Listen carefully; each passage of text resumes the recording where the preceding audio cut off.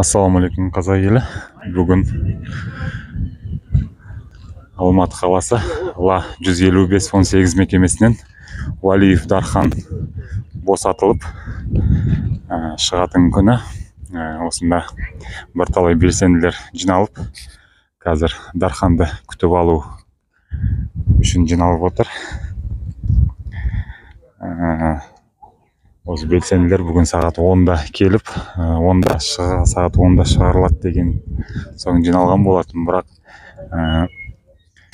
осы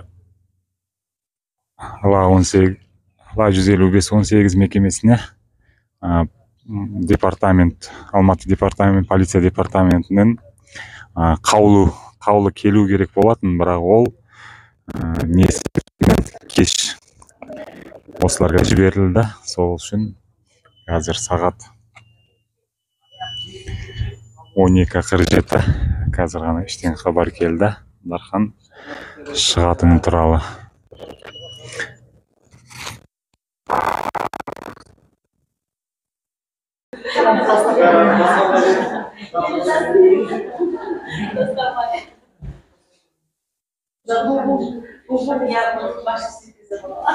Нет, это не мы, это вам.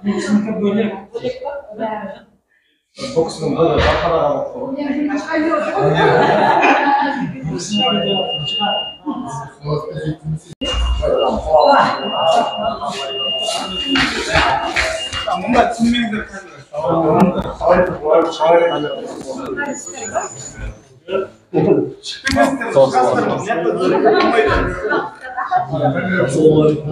Екінші көрсетпесін шығып кетейінші.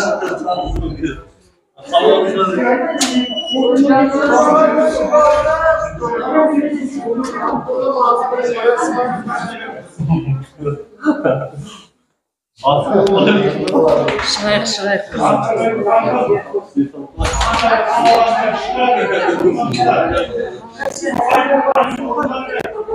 Шыныңрақ тез. Екінші қандай көрсетпесін бұндай. Ең байдағы жерде құшақтайық та. Молодец. Чего өзгермейді? Наоборот, потейіп ашып. Алла не? Сағаттың айшымыз, қазір сіз қамауда бір 8 айдан астам уақыт болдыңыз. 8 ай 10 күн санасам. Өзіңізді қалай сезініпсіз? Қазіргі шыққан сот шешімімен туралы не айтасыз жалпы өзіңіз? Енді сот шешімі отырған ол заңсыз ештеме білдірген жоқпын. Заңсыз отырдық. Әділеттік жоқ Қазақстанда. Болған істер жан-жақтан енді жаңалыққа қазір енді кіріп отырмын. Енді даже Сіз әуел баста сіздің қатты таяқ жегеніңіз, азапталғаныңыз айтылды. Қалай ұрып соқты, сол қысқаша айтып өтсеңізші. Азаптау мәселесі бойынша. 10 күні январьдың қаңтардың 10-да көкем, үлкен бауырым жоғалып, хабары келді, содан іздеуге шықтым. Моргтан іздеп жүрген жерден задержать етті. Департамент полицияға апарып 11 сағат соғып, тепкінің астына алып, аман қалды. Енді айтарым, даже не знаю, что сказать. Сол бәрін өттік, халқымызбен бірге болдық. Жалғыз мен ғана емес, департамент полицияда тепкінің астында қалған адамдар көп. Сол сағат 8 қаңтардан басталып, 21 қаңтарға дейін заңсыз пыткаға түскен адамдар көп. Біз естідік, сізді сол еденде қолы кісенделу күйінде жатыр екен деген ақпарат естідік. Бұл рас па өтірік па? Ол рас, адвокатым Жанар Балғанбаеваға мың алғыс. Сол кісілердің арқасында, сіздердің қолдауларыңыздың арқасында аман қалып отырмын деп санаймын. Әйтпегенде мүмкін басқаша да бітер еді бұл. Ол күніге енді 8 ай өтті, бірақ ұмытылмайды. Сол халқымен бірге болдым. Көргенді бірге көрдік. Департамент полицияда. Ошым, біткі айтарым жоқтағы кешіріңіздер. Жақсы. Одан кейінгі 8 айда сізде ешқандай қысым не болды ма? Қабырға артында. Қабырға артында келе салысымен мұнда тоже қарсы алды, соқты, тепкіледі, бірақ ол жайлы заявление жаздым. В общем, попыткам әлі ешқандай меры приниматься етілген жоқ. Сотрудниктар, біз жазып жатқан сотрудниктар әлі күнге дейін повышение алып әуелі кетіп жатыр деп естіп жатырмыз. Мұнда кәдімгі 5 минутқа шыққанда кездесіп следовательдар, жаңағы нелер әлі де сол қалпы жұмыс несінде жүр. Қолданғанда жоқ. Сосын алаңда сіз бір полицейді бір көмектесіп қасында келіп жатқан бір сәтіңіз бар, иә? Иә. Сол полицей сотта істе жалпы тергеуде ма, показания берді, жауап берді дейді. Оның жауабы қандай болды?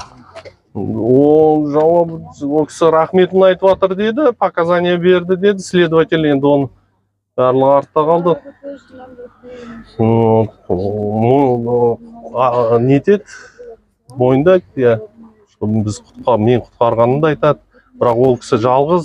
Мен акиматтың алдында сол күні болғанда бір 15 адамдай шығарғанбыз біз. Полицей ме? Иә, полиция сотрудниктары, жаңағы солдаттар бар құтқарған. Ауыр жарақат алғандары бар арасында.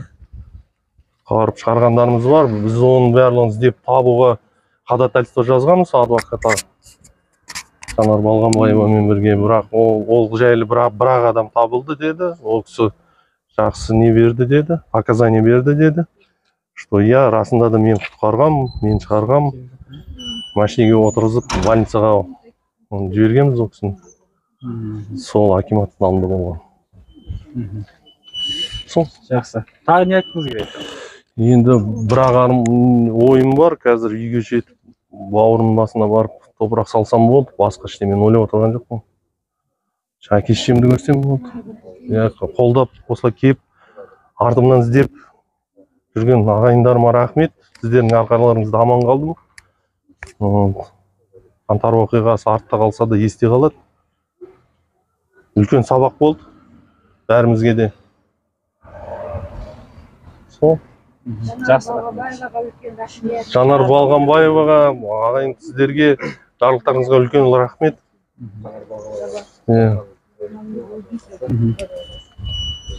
Жақсы. Мына кісіге үлкен рахмет. Осы кісінің арқасында 19 жаңағы адвокатым іздеп 21 күні осы жерге алып келгенде де, алдында да департаментта да осы кісілер арқасында аман қалып отырмын. Осы кісінің арқасы. Түн ортасында іздеп кеп, сіздер қолдап сырттан бар екендеріңізді білдіргеннің арқасы. Әйтпесе өздеріңіз естіп жатсыздар, соның барлығы рас. Халқыммен бірге болдым. Жалғыз мен ғана емес, артымда бауырларым қалды. Жаңағы президент мырзаның, Тоқаев мырзаның амнистиясы күшіне өнсе, барлығы бостандыққа шығады деп үміттенемін. 22-сі Дархан туған күні. Подарок болды. Сол айтарым. Сентябрьдің 20-сі? Да? Сен отыратсың. Денсаулық жақсы. Аршағым жоқ. Аршағым жоқ. Денсаулық жақсы. Қаңтардан кейін 8 ай өтті. Енді оның барлығы недегі жарақаттың барлығы жазылды. Аман есен. Сол қара жолдың бәрі артта қалсын аға. Аумин. Жанар, сіз жөніңізге жазып.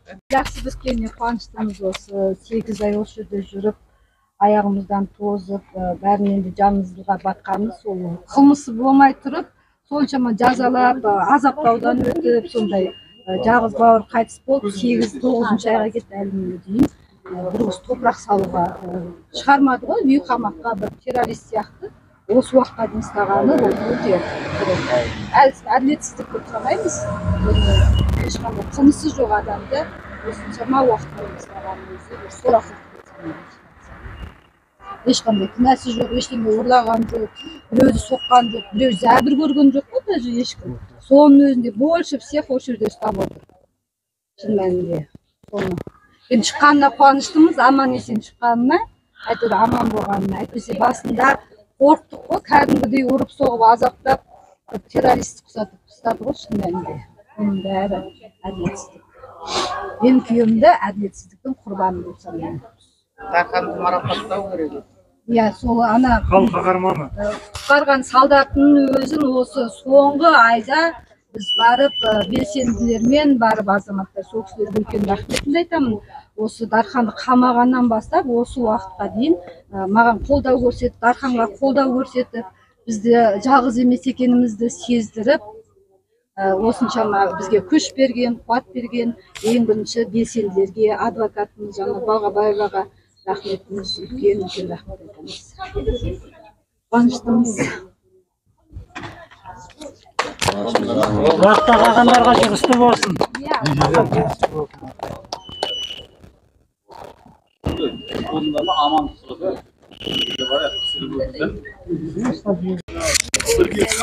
Advokatımız bir babasınız. Şimdi Canbolat'ı görün. Сәлем айтып отыр бәріне. Алла қаласа мен өзім ойлаймын, Жанболатты да жіберетін шығар ол кісі енді. Қатысы жоқ, заңсыз отыр деп санаймын мен де Жанболатты. Саяси тапсырыс қой Жанболат. Иә, саяси тапсырыс Жанболат мамайды босатсын. Әлден қазір есімізді жиып алайық, талап өтеміз. Ол кісі үшін күресеміз. Ермек Нарымбайдан қандай ақпарат? Ермек Нарымбай келген беті карантинда мында камерадан көрші камерада отырды, содан сөйлесіп танысып алдық. Көп емес, бір 5 күндей бірге болдық. Танысып. Қалас Нұрпейісов. Қалас Нұрпейісов 14-ші продолда отыр. Енді мынандай следственный действияларға шығарғанда бір-екі рет кездесті. Осының мынандай 5 минуткаларда ішінде көрсеміз. Осында отыр. Ол кісінікіде енді істері не ол 4 статья ғой деймін ол кісіде. Ол кісіде саяси не тұтқын деп санаймын. Бостандық талап етеміз қалғасында да. Ол кісіде заңсыз ештеме білдірген жоқ. Ойлағаны правопорядок болатын ол. Мен бір ауыз айтып шығамыз.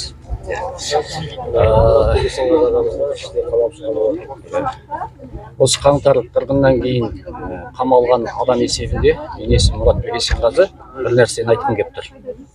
Алаңда жаппай тәртіпсіздік болып жатқан кезде адекватный дейміз ғой. Яғни провокацияға жол бермейік. Не талап етсек те биліктің отставкасын бейбіт түрде талап етейік деген азынаулақ адам болды. Соның бірі Дархан. Өзімде сондай сөздер сөйлеген видеоларым бар. Билік содан қорқып кетті да максимально жаңағы статьяларды ілгісі келді Дарханға. Яғни террорист, басып алушылық. Видеоларда керісінше дәлелдер бар. Дарханның жаңағыдай жаппай тәртіпсіздікке жол бермейік, керісінше тоқтатайық мынаны. Ананы өртемеңдер, жарақаттанып жатқан солдаттар сүйреп жатқан видео, соған қарамай белінен басып тұрып, осындай 8-9 ай бойы азаптан өтіп тұр бұл жігіт. Яғни билік елге сөзі өтеді ау деген, лидер болады ау деген, бір адамдардың басын қосып, бір саяси іс-әрекеттерге бастайды ау деген жігіттерден қорқады. Соның мінекей дәлелі. Дарханды, Қаласты, мені сол жаңа қамап, қалайда максималды біздерге істемеген ісімізді мойнымызға ілгісі келді. Бұл болашаққа сабақ болу керек деп есептеймін. Өйткені көпшіліктің ішінде провокаторлар өте көп болды. Әсіресе КНБ-нің, үкімет биліктің титушкалары бар.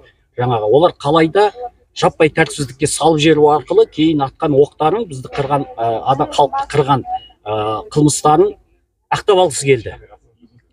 Соған жол бермей кедергі жасап жатқан адамдарды керісінше статьялары іліп, қамап, азаптап, істемеген істеріңді мойныңа ал деді. Батырымыз Дархан шығып тұр, қазір ешқандай заңсыз тағылған айыптарды мойнына алмай, аяғына дейін өзінің принциптерінде отырып, халық бар, қоғам бар, қолдау көрсетіп, адвокаты көп жұмыс жасап, жұбайы көп жұмыс жасап, соның арқасында ғана бұлар амал жоқ жіберіп отыр, былайша айтқанда. Амал жоқ, өйткені тағатын ештеңе жоқ. Керісінше Дарханды ақтап алатын видеолар бар, фотолар бар. Соны қоймай дискетпен баяғыда қыстамыз, тапсырғанбыз жаңағы. Қонай жазып алып келіп, соны өткізіп, қайта қадағалап оны неге осы іске қоспайсыңдар, ондай жұмыстарды енді айта берсек көп. Ал жалпы қысқаша жаңа сипаттамасы сол. Яғни қоғамды бастап алып кетеді ау деген лидер жігіттерден қорқады бұлар. Қазір Қалас Нұрпейісовте енді Қалас 100% заңсыз отыр да. Қалас Нұрпейісов деген ол өте зиялы жігіт, өте мәдениетті жігіт, өзі мұғалім, тарихты өте жақсы біледі, қазақ тарихын, қазіргі саяси ахуалды өте жақсы біледі. Одан да қорқып мінекей заңсыз ұстап отыр. Оның заңсыз олардың бәрін босату талап етеміз. Бізге негізінен олардың амнистиясыз емес, толық ақтап шығарғаны керек. Қайтыс болған адамдарға құн төлеу керек билік. Тоқаев құн төлеу керек, өзі сыйлайтын аппарат жайын деп бұйрық берді ма? Енді Тоқаевтың сөздерінде ешқандай логика жоқ. Егер ол айтып жатыр, мені алдады дейді, мені алдады, 20 мың террорист қаланы басып алды. Сені алдаса, енді есің жиятын уақыт өтті ғой. Бір ай емес, 2 ай емес, 1 жылға тақап қалды. 9 ай өтті, айналайын-ау, сені алдағандар неге түрмеге отырғызбайсың? Неге Назарбаевтың әулетінен бастап бәрін түрмеге тоғытпайсың? Яғни сен өтірікшісің, Тоқаев. Айтып отқан сөзіңдерде логикалық жіп жоқ ешқандай. Шыныменен ақиқатты ашқысы келген адам, түбіне жеткісі келген адам, тез арада сол органдарда отқан КНБ-ның басшыларын бәрін Самат Әбіштен бастап неге отырғызбайды ол? Отырғызбау керек қой. Алдағандар солар болса. Яғни ешкім оны алдаған жоқ, ол билігінен айырылып қалам деп қорқып кетті да. Стреляйтын аппарат жайын деп бұйрық берді, болды. Мен бір нәрсені толықтырып кетейінші, өйткені ертең репортаждың бәрі қысқа түрінде шығады да қалып қояды. Қалас Нұрпейісовке қазір біз мысалы Дарханды қалай талап еттік. Оның видеотаспаларының бәрі бар. Сотрудниктер құтқарып жатқаны бар. Жаңағы Мұратбек ағамыз айтпақшы, амалдың жоқтығынан босатылады. Қазір Қаласта босатуға олар міндетті. Себеп Қалас 3 қаңтар күні қамалған бала, Лобачевскийде отырған бала. Ол менімен бірге камерада отырған жігіт. Оны 5 күні шығарып жібереді, заңсыз. Қазір іс қозғалып жатыр, заңсыз шығарды деген. Енді заңсыз шығарып тұрған адам кінәлі ғой Қаластың аэропортта пайда болуына. Себеп егер олар шығармаған жағдайда Қалас ол жерге баруы мүмкін емес еді. Солай ғой, ол Лобачевскийде отырушы еді 15 тәулігін. Демек, олар өздері шығарып жіберді ма, ұйымдастырушыны солардан іздеу керек та. Қаласты ұйымдастырушы деп айтуына мен үзілді-кесілді қарсымын да, ол статьяны алып тастауға міндетті деп есептеймін. Тоқаевтан бастап тағы оның да көкесі болатын болса, алып тастауға міндетті. Жаңағы Талпамен бірге жүрді деп айтатын болса, жарайды. Жүргені рас қой енді ол жүрді. Бірақ ол ұйымдастырушы, ол бүлікші, ол террорист деп айту өзіне қарсы келумен бір дейді. Себебі Лобачевскийдің оны заңсыз түрде шығарып жіберген Лобачевскийдің басқармасын қамасын. Қазір іс қозғалып жатыр ма? Демек Қаласты босатуға олар міндетті. Осыны толықтырып ескерту керек. Қосайын дегенім, орысша қосасыз. Единственное, что мы хотели на Хантаровских событиях, это удержать правопорядок на площади, чтобы это все осталось и уже на другие места города не распространялось. И поэтому я пошел просить администрации департамента полиции, Лобачевского, суда, исправительное учреждение ЛА-155/18, пришел для того, чтобы освободить гражданских активистов, незаконно осужденных на тот момент. И, как мне казалось, это были на тот момент единственные люди, которые могли хоть как-то повлиять на мирный исход тех событий. И мне кажется, тех, кого мы в тот день, кого освободили, они так и сделали, они повлияли, и более мягкий исход был хантаровских событий.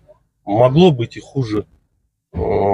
И то, что произошло с нами в департаменте полиции, это говорит о неграмотности, юридической неграмотности сотрудников полиции, которые занимались беспределом, избиением, пытками своего же народа, который на тот момент вышел высказаться, и за ихние права тоже. Вот. Все вроде бы, все, что хотел. Батырлығың намысыңды ұялап, елің үшін сынға түскен батырды қос дүниеде бір Алладан сиялап. Ерлігіңді мақтан етсін ел бүгін, елге байлап тәуекелдің белдігін. Белсенділер ақиқатты айтпаса, ойлаушы еді сенен басқа елдігін. Өткізсе де өз өмірін шерменен, батырларым ел үшін терлеген, қазағым деп белін буған ерлерді құзғын биліп босатыңдар түрмеден. Қазақ елі күш бірлікте барлық бауырларымызға Бәрекелді. Бәріне бостандық берілсін.